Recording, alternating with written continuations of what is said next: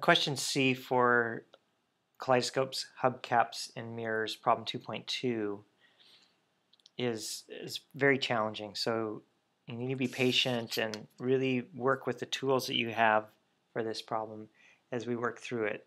And what we're going to do is we're going to take this rectangle A, B, C, D, and we're going to rotate it 90 degrees counterclockwise around point P. So point P is the center of rotation, and we're going to take this literally and rotate it like this. It's going to rotate 90 degrees counterclockwise. So what we have to do when we're done is we have to have it in a position that looks like this, but we also need to have the original one there. So we're going to do this by doing lots of measuring.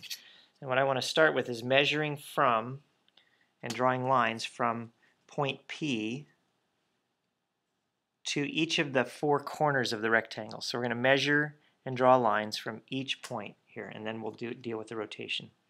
So what I want first is this point from C to P. From this point is 2.8 centimeters. That's my distance between those 2 points. And so what I want to do with that point is I want to rotate it 90 degrees to the left. And so I'm going to actually go ahead and do that one right now, so then you can see how I would work this through. So if I take my protractor, compass, and actually I'm not even going to use that. I'm going to use the ruler. Because I know the distance is 2.8 centimeters.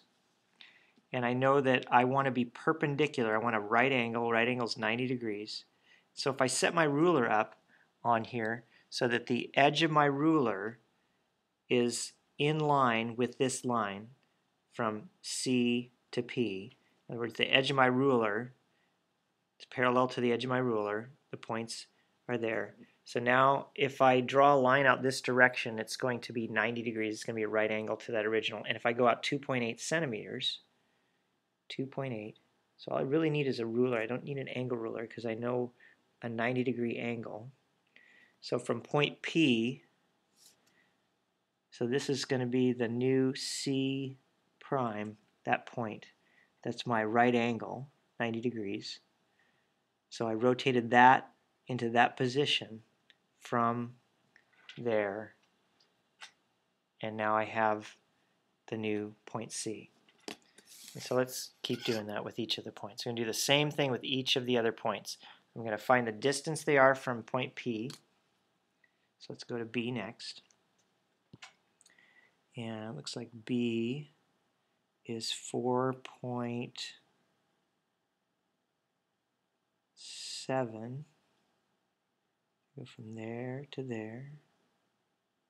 So that distance is 4.7 centimeters from B to P. So again, if I set my ruler up on here so that's on that line, it's on point P, it's at a right angle to that line. So now I have a right angle using my ruler as a tool to do that. And I'm going to go out 4.7 centimeters right to there. And I'm going to connect that back to point P. So 4.7 centimeters. And now I have point B prime. So what I did was that 90 degree angle in there represents the movement from B to B prime. And the distance, 4.7 centimeters, is the same distance from that center of rotation, point P. Point P is the pivot point really for this. We're rotating around that point. So now we have 2 points, B and C, B prime and C prime. So we're going to continue this. Let's go to point A. We hit the other side, so quite a distance, but it looks like that distance is a nice even 10 centimeters. So if I draw a line all the way from point P to point A, and that's a 10 centimeter line. So again, I'm connecting the center point to each point on the image so that I can copy it. And if I go and put my ruler on point P and on this, which will move it up, it's way down the page. And again, the idea is my ruler is a straight edge. It has a right angle corner if I set it up so that that line is parallel to the end of my ruler, and I'm on point P with the 0. And if I go down to 10 centimeters, draw a line, then at that point there should be where A prime is. So this line is 10 centimeters long. And so now I have 3 of the 4 corners. Now I just need corner D. And again, from D to P, looks like it's 9.2 centimeters. So I'm going to draw that line. And this is where you have to just be keeping track carefully. 9.2 centimeters. There's lots of work with measuring. Then if I take that line, just like I've done with the rest, put my ruler on point P and make sure that the base of it is on that line and that I'm parallel to this line that goes between D. So my ruler is at a right angle to that line since I wanted to make a 90-degree turn. And I go down 9.2 centimeters to that point right there. Draw a line. And that's 9.2 centimeters long. And now I think if I connect those points, this is, by the way, D prime. I think I connect those. So my A, B, C, D prime, if I did this correctly. And it's tough to be perfect when you're doing all this work by hand. Lots of places for errors and lots of little measurements that could be slightly off. But it looks like here's my new A, B, C, D, and does it look like I was able to rotate this image 90 degrees. Now there's an easy way to check, and it's kind of the next part of this. If I take and make a circle using a compass, and I take that circle and I go through, it looks like it goes through both of the B's, and actually complete the circle.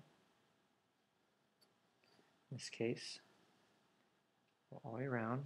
That's actually the next step in this problem anyway, is to complete the circle. So I draw a circle,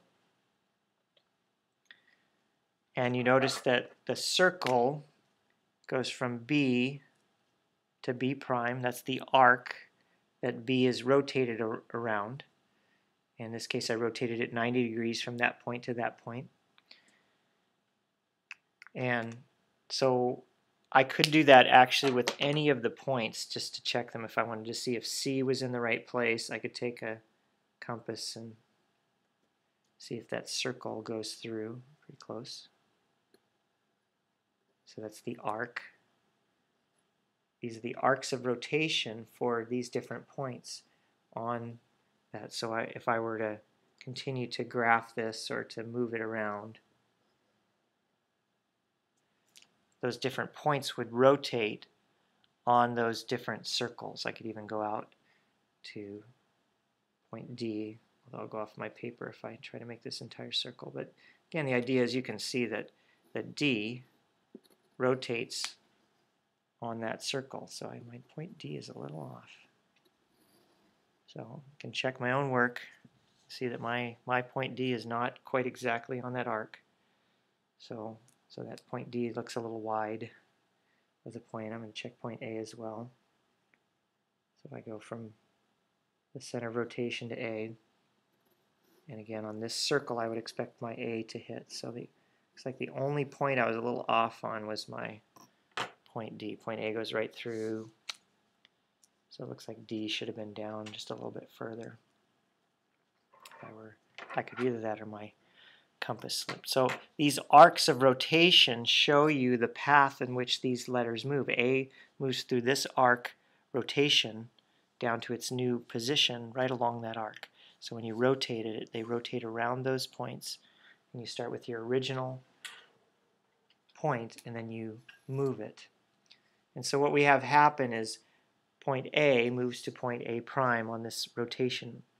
Point D moves to point D prime on this rotation. And so that's the path that they follow, the path of rotation.